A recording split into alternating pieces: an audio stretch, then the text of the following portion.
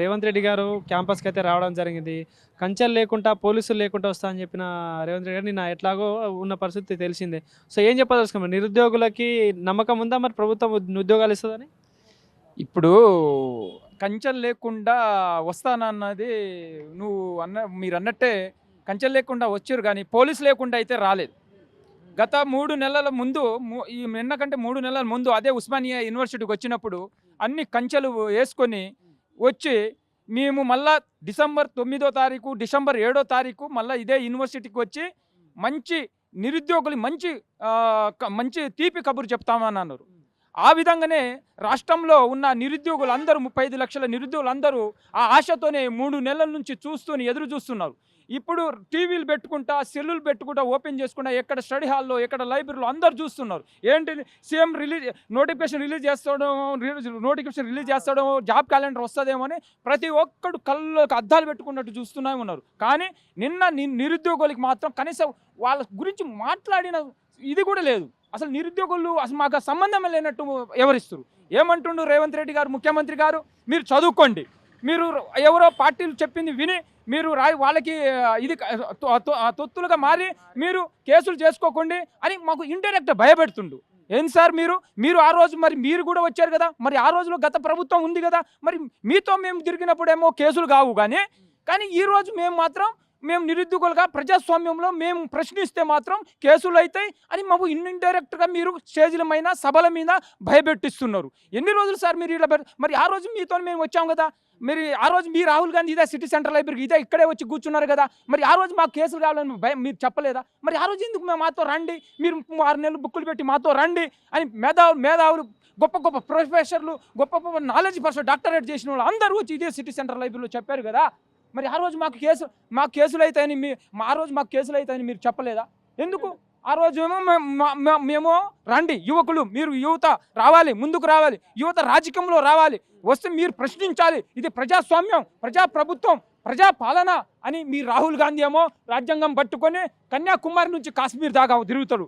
ఏంటి ఆ ప్రజాస్వామ్యం ఇక్కడ ఎట్టుపోతుంది? ఈ ప్రజాస్వామ్యంలో ప్రశ్నించే హక్కు లేదా?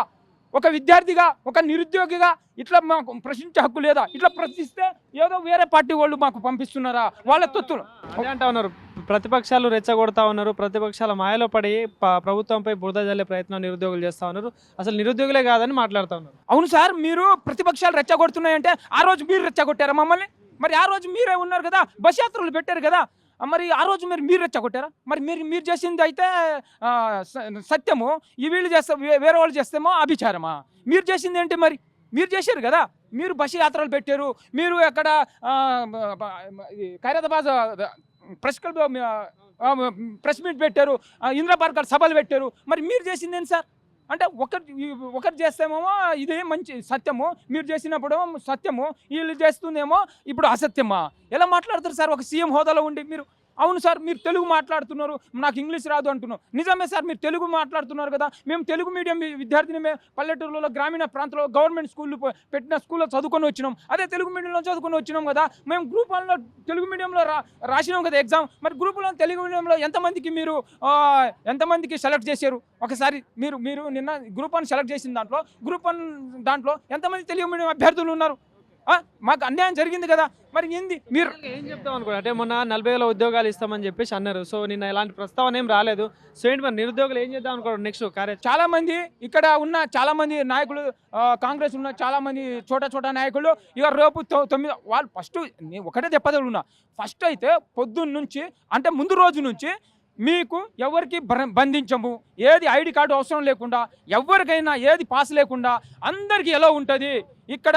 ఇది ప్రజాపాలన, ప్రజాప్రభుత్వం. ఇక్కడ ఏదో అధికారం వాళ్ళు కాదు, అధికారం పార్టీలో ఉన్నోళ్ళు కాదు, విద్యార్థులు రావచ్చు, నిరుద్యోగులు రావచ్చు, అందరికీ పాసులు ఉన్నాయి. కానీ అక్కడ పోయేసరికి ఏముందంటే అసలు నువ్వు స్టూడెంట్ ఇవా, నీ ఐడి కార్డు, నువ్వు ఎక్కడి నుంచి వచ్చావు, నువ్వు నిరుద్యోగివా అని ఎవరిని ఎలా లేదు ఆ సభలో. మీరు అన్నట్టు అంటే ముందు రోజు నుంచి ఉన్న వాళ్ళ యూనివర్సిటీలో ఉన్న కాంగ్రెస్ నాయకులు కావచ్చు, అన్ని చోట నాయకులు కావచ్చు, అందరికీ ఎలా ఉంది, పాసులు లేవు, ఏం లేవు, అందరం ఇది మన ప్రభుత్వం, మనం తెచ్చుకున్న ప్రభుత్వం, మీరు రండి అని మమ్మల్ని పిలిచితే మేము అక్కడికి వెళ్తే పోలీసులు నిర్బంధించారు. మా నిరుద్యోగ మిత్రులు అందరికీ అక్కడికంటే నైట్ కూడా అరెస్ట్ చేశారు. ఎందుకు మీకు భయం లేకపోతే ఎందుకు అరెస్ట్ చేస్తున్నారు? మరి మీకు అసలు కంచె లేకుండా వస్తామన్నారు కదా, నిజం మీకు కంచె లేకుండా వచ్చినప్పుడు ఇంకా ఈ నిరుద్యోగులు ఎందుకు అరెస్ట్ చేస్తున్నారు? మరి నైట్ ఎందుకు అరెస్ట్, ముందు రోజు ఎందుకు అరెస్ట్ చేయాల్సి వస్తుంది? ఎందుకు మీకు అడ్డుకుంటారనా? మరి మేము మాకు మంచి శుభవార్త వస్తుందనే అనుకొని మేము ఆశతో ఉన్నాం కదా, ఏది మరి మా గురించి ఏం మాట్లాడారు? అందుకే మేము ఏమడుగుతున్నాం, సీఎం రేవంత్ రెడ్డి గారు మీరు మా గురించి 5 రూపాయల భోజనం తింటున్నారు, మీ బాధలు మాకు తెలుసు అని మమ్మల్ని ఆ రోజు చెప్పి మిమ్మల్ని తిప్పి మీరు ఎట్లయితే ఈ నిరుద్యోగులు తెచ్చుకున్న ప్రభుత్వం అని ఎలా అంటున్నారో మేమే అడుగుతున్న నిరుద్యోగిగా, మాకు మీరు ఇచ్చిన 2 లక్షల ఉద్యోగాలు, ఒక ఏడాదిలో 2 లక్షల ఉద్యోగాలు ఇచ్చారు హామీ. ఇప్పటికి కూడా మాకు కనీసం ఒక జనరల్ నోటిఫికేషన్ ఇవ్వలే. మీరు ఒకవేళ ఇచ్చిర్రంటే ఒక 11,000 నోటిఫికేషన్లు తప్ప మిగతా నోటిఫికేషన్లు ఇవ్వలేదు. ఇప్పటికైనా మీరు సోయ తెచ్చుకొని మాకు నోటిఫికేషన్ ఇవ్వకపోతే నెక్స్ట్ మేము కార్యాచరణ ప్రకటించి మేము ఖచ్చితంగా మీ ప్రభుత్వానికి బుద్ధి చెప్తామని తెలియజేస్తున్నాం. Thank you.